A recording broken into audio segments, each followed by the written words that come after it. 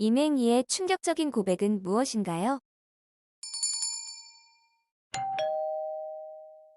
안녕하세요. 지식들지기입니다. 먼저 답변 드리기 전 이미지 저작권상 화면과 음성이 고르지 않은 점 양해 바랍니다. 영상을 끝까지 시청해 주시고 좋아요 한 번씩 눌러주세요. 영상을 만드는 사람에게 큰 힘이 됩니다. 답변 드리겠습니다. 경향신문의 특종에 의하여 촉발된 한비 밀수 사건은 움직일수록 세력이 커지는 태풍이 되었다. 언론이 민심을 자극하고 정치권을 격발시켰다. 여론에 떠밀린 박 대통령은 9월 19일 대검으로 하여금 밀수 사건을 전면적으로 재수사할 것을 지시했다. 이병철은 해명 광고를 내고 1년 전에 창간한 중앙일보를 내세워 저항을 시도했으나 다른 언론들의 일제 공세를 유도한 셈이 되었다. 이병철 측은 이 사건은 회사의 직원 몇 사람이 개인적으로 저지른 범죄에 불과하고 그에 따른 처벌도 이미 받았으므로 이 문제를 다시 수사하는 것은 일사부절의 원칙에도 어긋난다고 주장했던 것이다. 박 대통령은 9월 21일 이번 삼성 사건을 보고 재벌이 언론을 독점, 사물시하는 폐단을 막을 필요성에 대해서 성명을 내기도 했다. 언론 정치권 정부 대통령의 연합총공세에 직면한 이병철은 9월 22일 한국 비료를 국가에 바치기로 했다고 발표했다. 그는 또 사업에서 손을 떼고 이 선으로 물러나겠다고 약속했다. 대검은 이틀 뒤 이병철의 차남인 한국비료 상무 이창희 등 밀수 관계자들을 구속하고 이병철을 불러 신문했다. 동아일보를 필두로 한 언론은 집중 취재를 벌여 사카린 밀수는 빙산의 일각이고 건설 자재란 명목으로 세탁기, 양변기, 전화기, 텔레비전 등도 밀수했다고 보도했다. 검찰은 그러나 사카린 밀수에 한정해서 수사를 진행하여 10월 초에 마무리 위지었다. 10월 21일 동아일보는 한국비료가 양변기까지 밀수했다면서 그 증거로서 목격자들의 구체적인 증언들을 소개하기도 했다. 야당도 증인들을 불러 조사했으나 검찰은 증거가 없다면서 수사를 확대하지 않았다. 이로써 이 사건은 직원들이 개인적으로 저지른 사카린 밀수란 선에서 종결되었다. 그 후 한국비료에서 밀수품들을 땅에 파묻어버렸다는 소문이 간간히 흘러나오기도 했다. 그로부터 20년이 흐른 1986년에 나온 이병철의 호암자전. 여기서 이병철은 한비 밀수 사건이 억울한 일이었다고 주장했다. 그는 이 사건이 정치 문제화되고 일부 매스컴이 이에 가담하여 끈질긴 삼성 공격을 되풀이했던 이면에는 당시에 복잡한 정계 사정이 있었다고 썼다.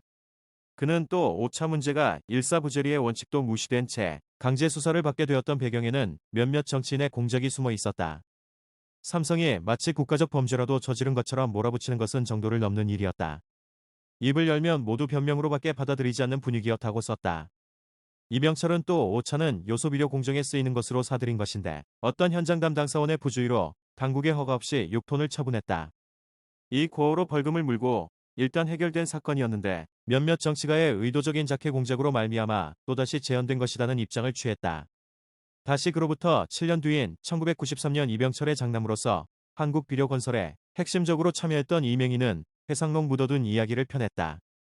이 책에서 그는 한국비료 밀수 사건에 대해 구체적으로 체험적으로 길게 언급했다. 그 내용은 아버지의 주장을 정면으로 뒤엎는 것일 뿐 아니라 1966년에 검찰 수사 결과를 웃음거리로 만들고 오히려 당시 언론의 보도를 뒷받침하는 것이었다.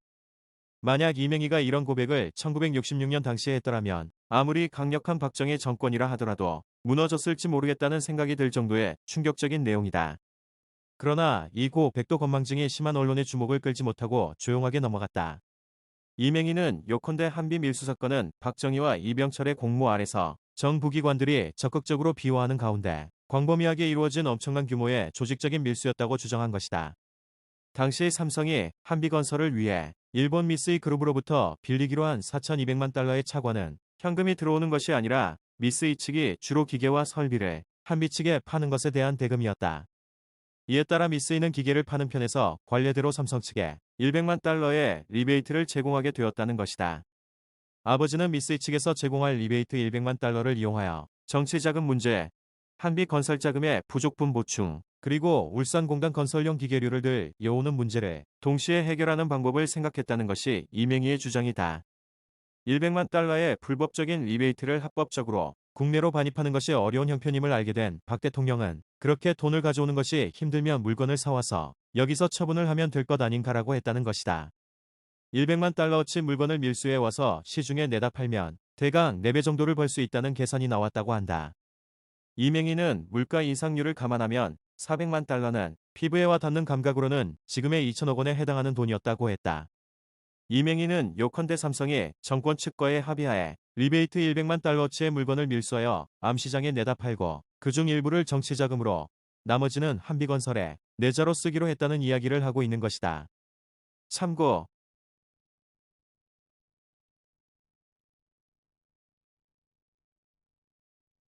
인기연재물 무덤에 침을 뱉어라. 제17부 도약의 시대 성장 속의 부패. 지금까지 지식들지기였습니다. 다음 영상은 더욱 호기심 많은 질문들로 업데이트될 예정입니다. 구독하시면 일상생활에서 가끔 궁금한 질문들이 함께할 것입니다. 지식과 상식 얻어가세요. 감사합니다.